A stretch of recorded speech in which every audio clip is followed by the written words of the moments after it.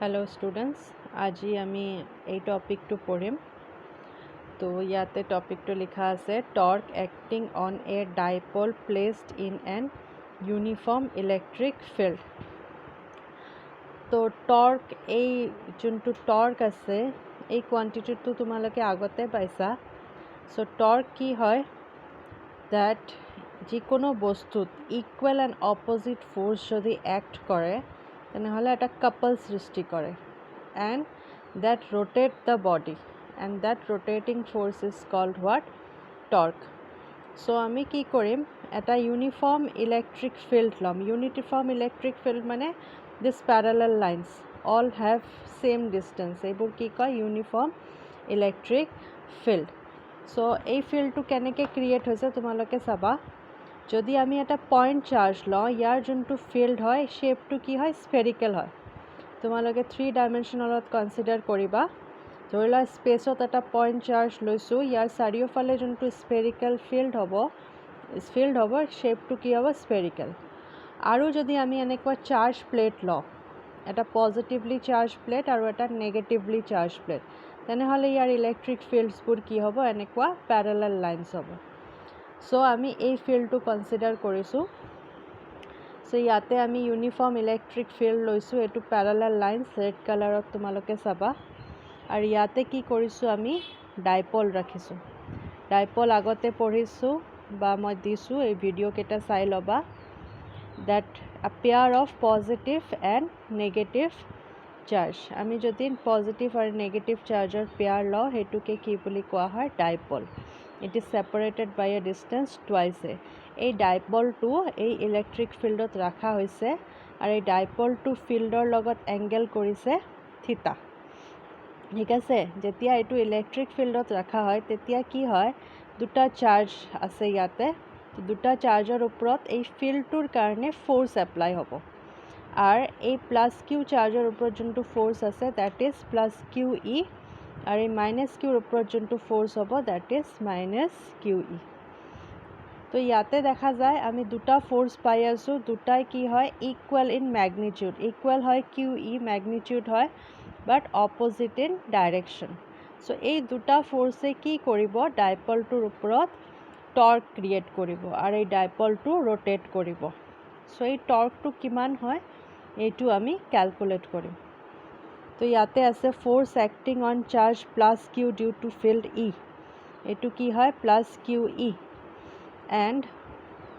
force acting on charge minus q due to field this one due to field e etu ki hoy minus qe to yate jehetu two equal and opposite force hoise so therefore the torque acting on this dipole is given by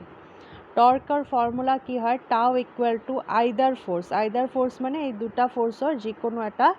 force into perpendicular distance between the forces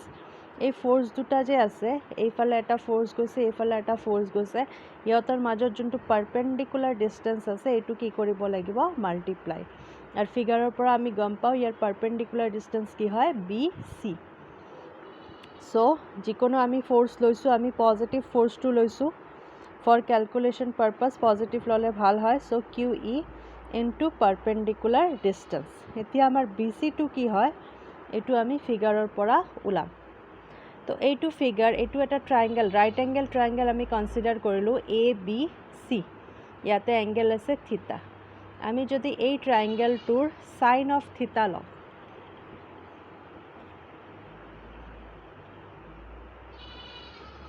next তোমালোকে চাবা মই ফিগাৰটো একেলগে দেখাইছো so আমি এই ট্ৰায়াঙ্গেলটোৰ যদি sign of থিটা লওঁ তেনেহলে আমি কি লিখিব পাৰো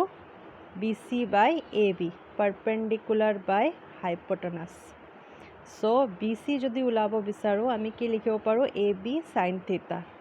আৰু AB ৰ মান আমাৰ কিমান হয় twice of A so twice of A আমি বহালো so BC ৰ মান কিমান পালো twice A sin theta so আমি টৰ্কৰ ফর্মুলাত বহাই দিম BC so tau equal to QE into twice A sin theta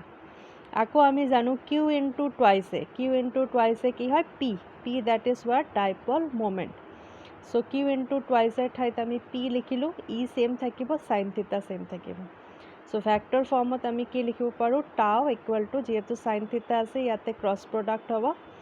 P cross ই, আৰু ইয়াৰ ডাইৰেকশ্যনটো কি হ'ব, perpendicular to both this vector. Suppose এইটো ই ডাইৰেকশ্যন হয়, পিৰ ডাইৰেকশ্যন কি হ'ব -2 দিছ সাইড, সো টৰ্কটো কি হ'ব পাৰপেণ্ডিকুলাৰ, এই দুটাৰ কি হ'ব পাৰপেণ্ডিকুলাৰ, ক্ৰছ প্ৰডাক্টত তোমালোকে জানাই এইটো পাৰপেণ্ডিকুলাৰ হয়। এতিয়া দুটা কেছ আছে চাবা। So this is the formula, this is the main formula. টৰ্কৰ ফৰ্মুলা কি হয়, স্কেলাৰ ৰূপত P E sine theta, vector ৰূপত tau equal to P cross E. ফৰ্মুলাটো বহুত ইম্পৰ্টেণ্ট হয়, মনত ৰাখিব লাগিব।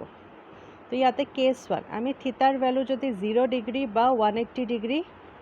পুট কৰোঁ, এই ফৰ্মুলাত যদি 0 বা 180 পুট কৰোঁ, তো আমি জানো সাইন 0ৰ ভ্যালু 0 হয় বা সাইন 180 ডিগ্ৰীৰ ভ্যালু কি হয় 0 হয়। তো টাওৰ ভ্যালু কি হ'ব 0। 0 বা 180 মানে কি, ডাইপলটো কেনেকৈ ৰাখা হৈছে, প্যাৰালাল টু দ্য ফিল্ড, হয় এইফালে নহ'লে এইফালে, প্যাৰালাল টু দ্য ফিল্ড ৰাখা হৈছে। তো টৰ্ক তেতিয়া কি হ'ব 0 হ'ব। যেতিয়াই ডাইপল প্যাৰালাল অৰ এণ্টি প্যাৰালাল ৰাখা হ'ব ফিল্ডৰ, তেতিয়া কোনো টৰ্কে ডাইপলৰ ওপৰত এক্ট নকৰিব। আৰু যেতিয়া থিটাৰ মান 90 ডিগ্ৰী ল'ম, 90 ডিগ্ৰী মানে dipole is perpendicular to the field, তেতিয়া সাইন অফ 90 ডিগ্ৰী মেক্সিমাম হয়, দ্যাট ইজ 1। সো টৰ্কৰ ভ্যালু কি হ'ব P E, that is maximum. যেতিয়া ডাইপলটো আমাৰ ফিল্ডৰ পাৰপেণ্ডিকুলাৰ থাকিব, তেতিয়া কি কৰিব, এইটো মেক্সিমাম টৰ্ক হ'ব, আৰু এইটো কি কৰিব এনেকৈ ৰোটেট কৰিব। যেতিয়া এনেকৈ আহিব, then there is no' torque. So আজি এইখিনি টপিকে দিছোঁ। লাষ্ট ক্লাছত মই ঈদৰ ভেকেশ্যনৰ আগত বহুত ইম্পৰ্টেণ্ট বস্তু পঢ়াইছোঁ। আই হোপ চবেই এই ভিডিঅ'কেইটা ফ'ল' কৰিবা আৰু নোট ডাউন কৰিবা। কিবা অসুবিধা হ'লে just text me or contact me. Okay, thank U.